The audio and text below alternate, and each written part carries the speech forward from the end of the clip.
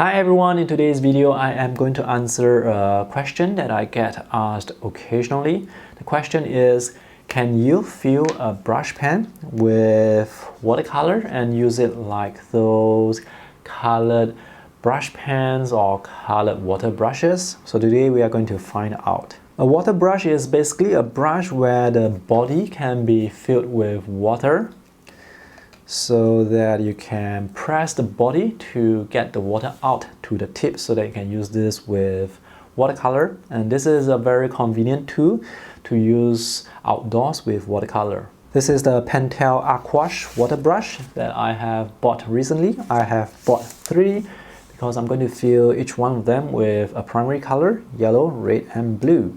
Before you use this, make sure to clean off the substance that they coat on the hair to give you that sharp point. I'm going to add some water to this mixing well here. I actually need to prepare a lot of water because we have a lot to fill. So I'm going to put some yellow paint into the water. Let me test on this sheet of paper to see if this is yellow enough. You know what? I'm going to add a bit more paint just in case, because watercolor, when it dries, it's going to dry lighter. The next step is to fill this water brush. So I'm going to use a blunt needle and syringe. You can use an eyedropper if you have one, so that mixing well barely fills half of the water brush. You may want to use a bigger container instead of this small palette, so that you don't have to do this several times. And if you use tube paints rather than the pens like this, it's going to be much easier. I'm going to screw this tightly so that it doesn't leak. The second water brush will be filled with red, and lastly we have the blue. This box set that I'm using, it's the Sennelier Aqua Mini set with 8 half pens. This yellow is primary yellow PY74, French Vermilion PR242, and French Ultramarine Blue PB29 and PV15. And now let's squeeze the paint out and see what would happen. So the paint is starting to soak the tip. Alright, so let's paint. So it actually works. Be careful when you are squeezing, don't squeeze too hard or some of the paint may rush out and drip onto the paper like this. So remember earlier when I washed the brush, there is still some water on the tip, so that's why some of the paint, it appears to be a bit more diluted. Now I'm going to color this sketch with these water brushes. So I can see how this is very convenient. This is a bit light. I probably should have used more paint. It's better to have this more concentrated than less concentrated, because if it's very light, you cannot make it darker, you cannot make it more vibrant or intense, but if it's concentrated, you can add water to dilute it to create lighter values. So I'm painting the sky. Let me use another water brush with clean water to soften the edges.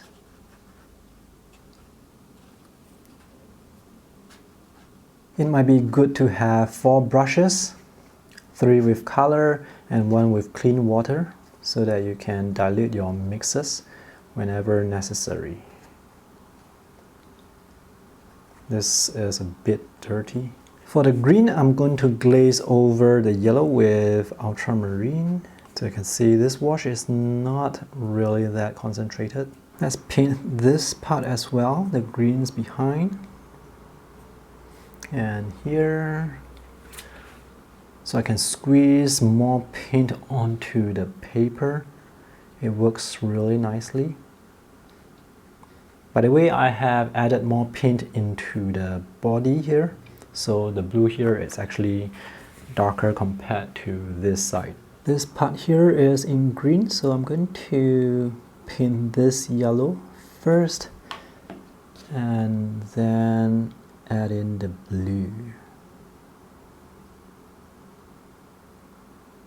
Maybe we'll have an orange building here, so it's going to be yellow and red. Let's add some red. For this building here, it's actually in dark brown. I'm going to overlay, I'm going to paint over this with red first before I overlay it with ultramarine and yellow to get the brown. So this is very convenient. You don't have to keep reloading. The advantage of a water brush is you don't have to reload because your paint, your water, it's in the body.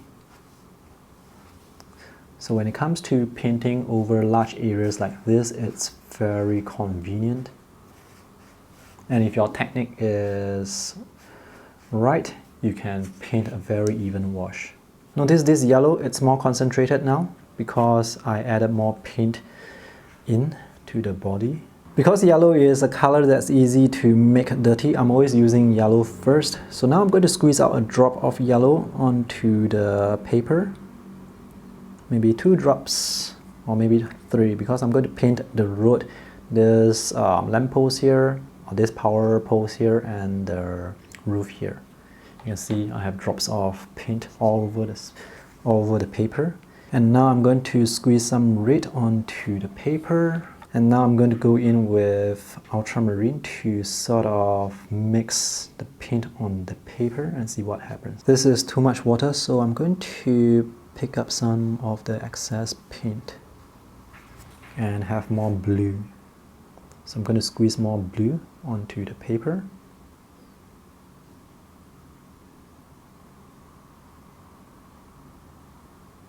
Notice that drop of red that I accidentally dropped over the paper. The downside to mixing on the paper with water brush is you're going to make the colors contaminated. So you would have to find some way to clean out the color, especially yellow, which is really easy to make dirty. And now let's paint over this. So with red and blue, we get some sort of purple.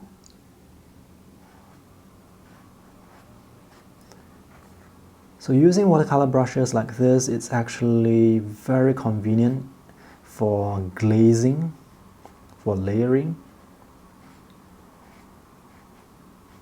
Let's make this a bit more green. I'm going to have more yellow and more blue.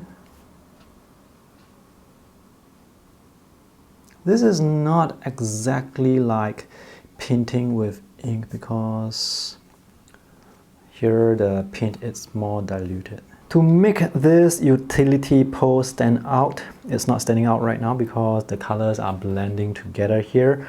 I am going to make the green much darker. The limitation I have here is because I filled the water brushes with less than concentrated paint, it's going to be very difficult for me to get the intensity to make this a very dark value.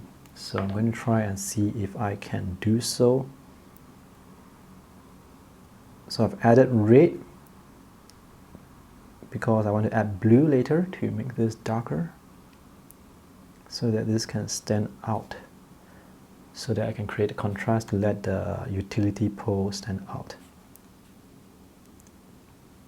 Another challenge with working with water brush is it would release a lot of water, so your control of water has to be very good.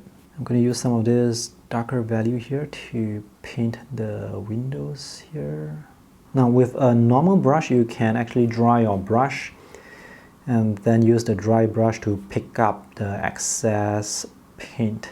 But because this water brush is never dry, you won't be able to use that technique.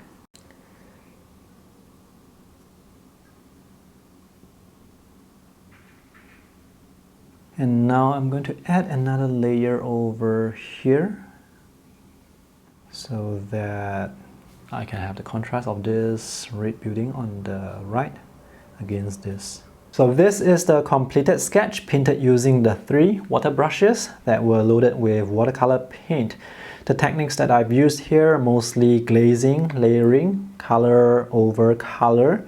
I have some wet on wet for the sky. Actually, it's not truly wet on wet because I painted wet on dry paper and then used clean water to feather the edges, so it's not truly wet on wet. Layering or glazing is a technique that I do not use very often. I'm using that technique here because I want to keep the brushes as clean as possible. So I would start with yellow, wait for the initial wash to dry before I add another color.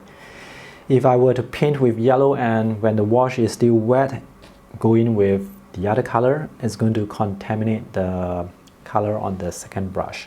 So when you're using different tools and media, your process may change. The way you approach your sketch or your painting, it may change. And that's the case for me here. Usually I would mix the paint in the palette or on the paper, but here I actually have to use glazing because I want to keep the brushes as clean as possible. Glazing is actually a technique that can show off the colors really well. So here, for example, I have painted yellow first and then added the blue, so I can see the yellow and the blue working together to produce the green. Here for this ground, it's wet on wet. I have the droplets of paint on the paper first before I mix them together. I did not mix them completely, so you can still see the individual colors like this. And here we have more layering, so you can still sort of see the initial wash beneath this blue. And here I have yellow first, and then the blue, and then another layer of blue on top of these 2 layers. If you want to use glazing techniques, I recommend you use paper that is more durable, for example 100% cotton paper. This paper that I have here, this is the Canson XL watercolor paper. This is not made of cotton. I'm actually quite surprised that it's able to handle multiple layers of washes without the paper fiber coming off. But for some other brands, some other types of paper, when you paint over with several layers, you may start to see the paper fiber coming off. So here it works quite well. You can also mix your own colors to fill the brush pans. So this limited color palette that I have, it's quite difficult to mix a black or a very dark value color. So I'm probably going to add another brush pen or water brush with black. And I'm definitely going to add another water brush with clean water to dilute the paint whenever necessary. Watercolor is pigmented, so over time the pigment will settle at the bottom. So the next time you use the water brush, you have to shake it, and I have no idea how or if this will clog the water brush badly. Only time will tell. So you can see some of the pigment has settled down here, and here this dark patch here, that's actually the pigment. Do you use your water brushes with watercolor paint like this? If you do, let me know in the comment section below. I would love to hear from you. So thanks for watching today's video. I hope this is interesting. See you in the next one. Bye!